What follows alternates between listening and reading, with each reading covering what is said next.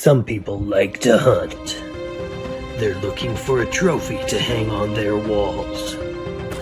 My son and I are not hunters, but we wanted to get the ultimate trophy. A dragon head. Neither of us are... Sorry, that's hard on the throat. Sorry, this is serious. Neither of us are skilled enough to kill a dragon, so we'll just have to make our own trophy. This is a multi-part project. If you don't want to miss any of our videos, make sure to subscribe and hit that notification bell. Now on to the video.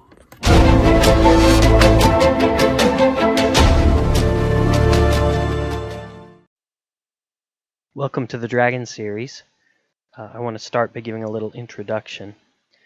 My son and I both love dragons, and we both thought it would be cool to make a dragon head trophy to hang on the wall, like a taxidermy dragon head. And so that's what we're going to do. It's a project that we're working on together, but we're each making our own dragon. To make it a little more interesting, we're each going to be using different techniques. He will be using primarily an additive method of sculpting. I will be using a subtractive method of sculpting, where I will start with a block of foam and carve away the foam until we find the dragon within.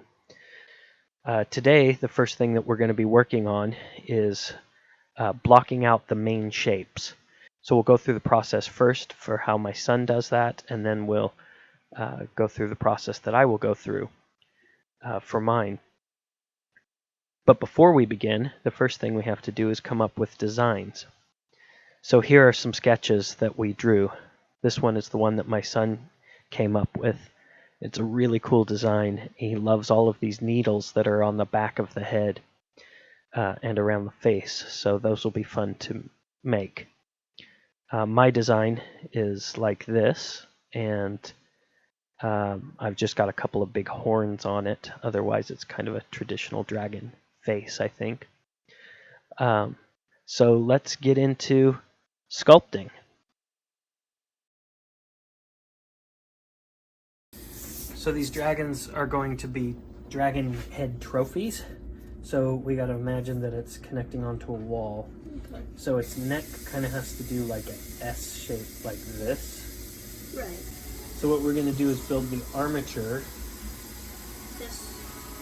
So that it goes up like this, and we're going to go into the head, the top part of the head. Okay. And then we'll add the jaw part onto it.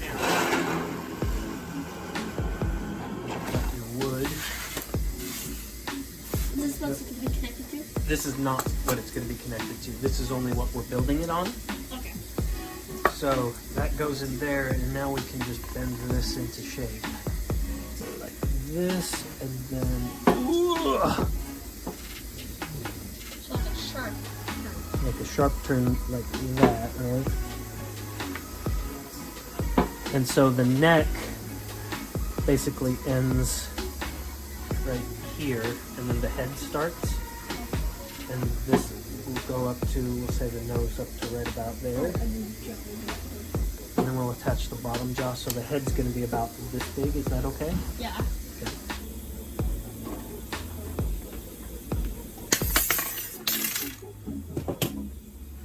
So we're going to basically start off, this is like our first step in the sculpting. We're going to do the bottom jaw here. I'm just going to twist this around.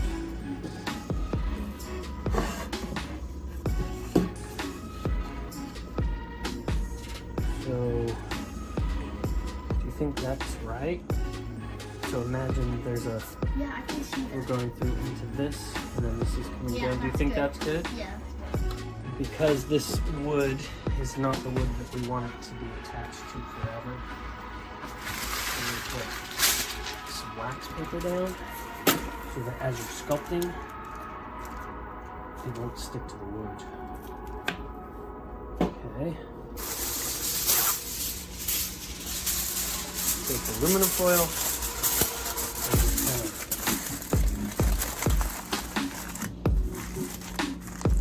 wrap it around this And just crumble it up around with it. Just imagine that you're... So, yeah. So it probably works better if you crumble it up while it's around here. So if you want to do the head, maybe we don't do the whole thing, we just bring a little bit at a time.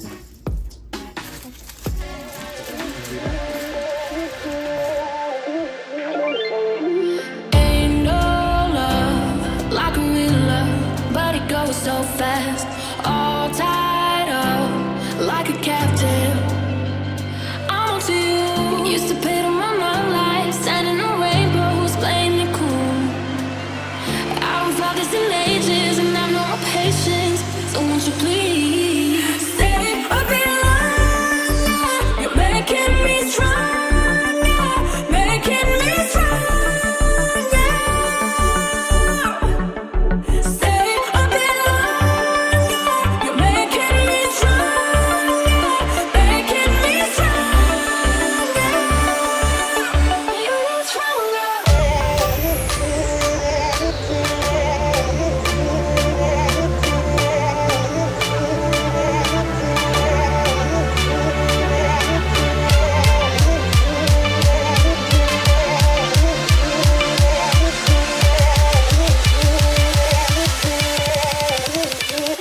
stronger.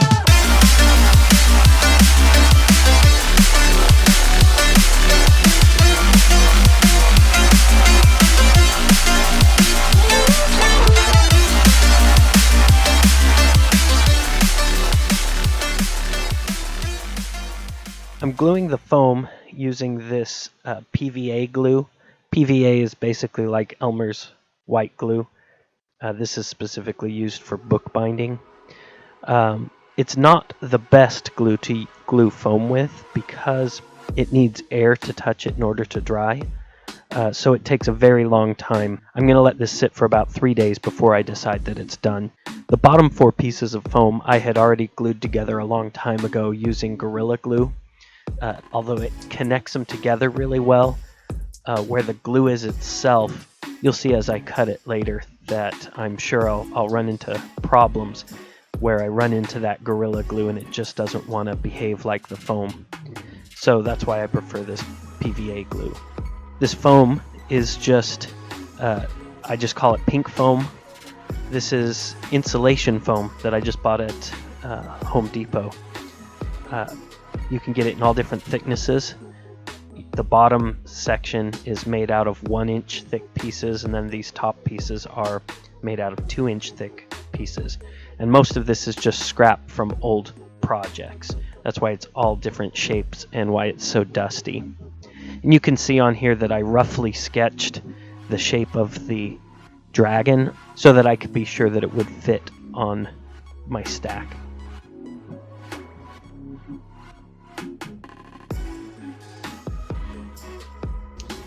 The stuff we're sculpting with today is this Sculptamold by Armature. It's like paper mache, but it's all shredded up into like a powder. You mix it 2 parts Sculptamold and 1 part water. You can see what it looks like. It's lumpy. It's just like shredded paper with maybe like plaster or something in it. How's it going? Okay, so what I've got here is like a dough, like a wet dough.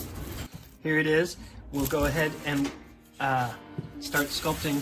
So the first step is to put like a thin coating of that over all of your foil. Okay. So yeah, like we did before. Yeah. I'm gonna use both hands. It doesn't have to be beautiful, it just has to cover it. What does it feel like? It feels like, I don't know, like vomit. Okay, this is how we sculpt with vomit. Are you excited you're wearing gloves? Yes. Yes. Feeling it's weird.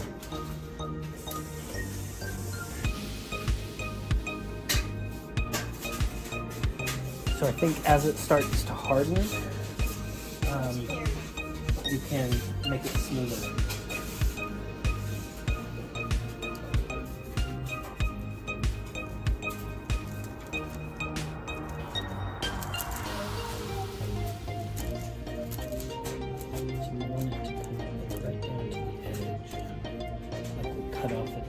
head right there at the neck.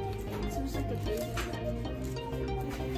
Now that you've got it all covered, let's really try to start putting some shape into it. Not the details, but like everything but the spikes. Yeah. Okay? Yeah, okay, like this. Look, what we've done is this. Right? The eyes just this whole top part of the head. Got it. So like a whole lump. Yeah, uh-huh.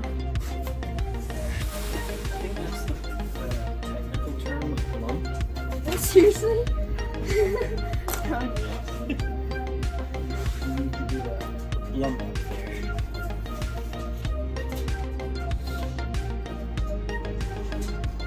See if you can make the bumps where the nostrils would be. Okay, so the nostril would be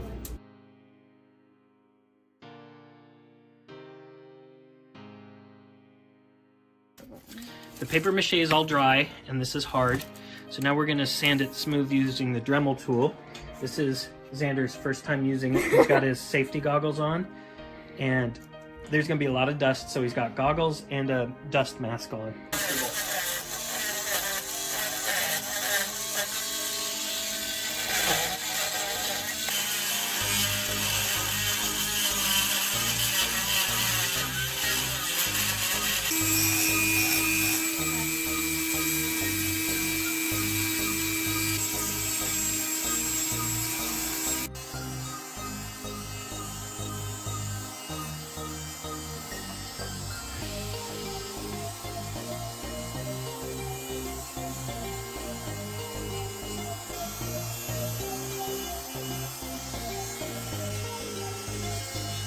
Okay, so we've got the shape mainly blocked out for this one. Let's head over and see how I'm doing with my foam dragon.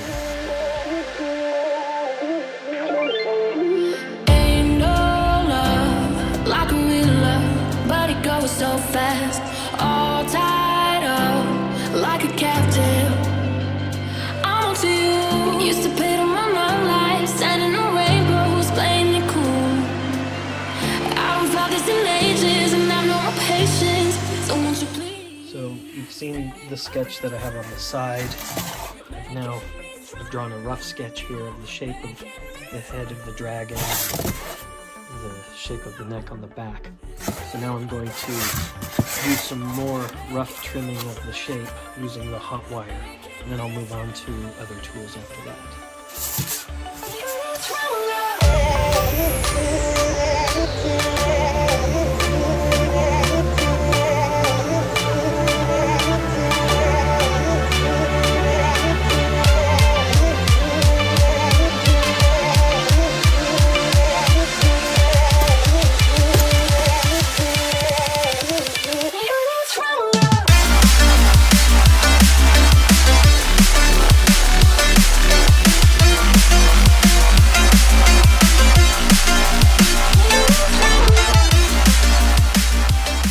Okay, after blocking that out more with the hot wire, I've redrawn the shape and drawn it on this side so I can see it from both sides. So now I've got good reference all the way around. Now I'm going to use one of my favorite tools for working with pink foam, and that's my multi-tool. I've put on this circle blade. Now it doesn't spin, it just vibrates kind of in a circle. It vibrates. And you'll see that this just cuts right through the foam with ease. It cuts so quickly and so well that it never gets a chance to heat up, so I don't have to worry about melting the foam. With some tools, like later on when we use the Dremel tool, you'll see that the Dremel tool might start to gum up because it starts melting it instead of just cutting it. But this thing works well enough that it'll just cut it. So now I'm going to refine the shape even more than what we had before.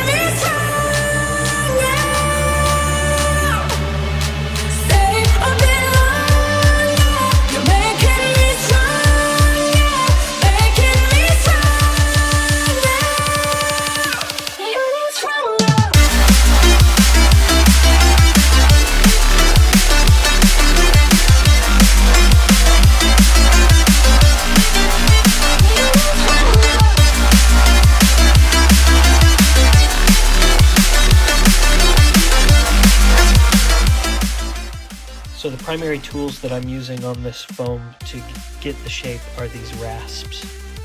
They do a great job of hogging off a lot of material. This one right here, the scraper rasp. So these are great tools for working on that pink foam.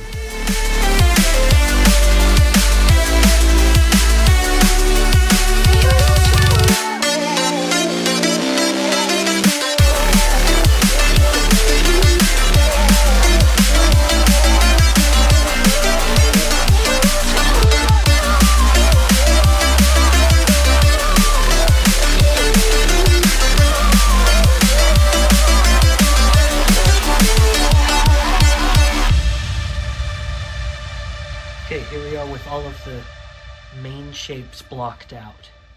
So from here, we're going to start adding detail a little bit by little bit. That'll be on a future video, so if you want to see the continued progress on these, make sure to subscribe.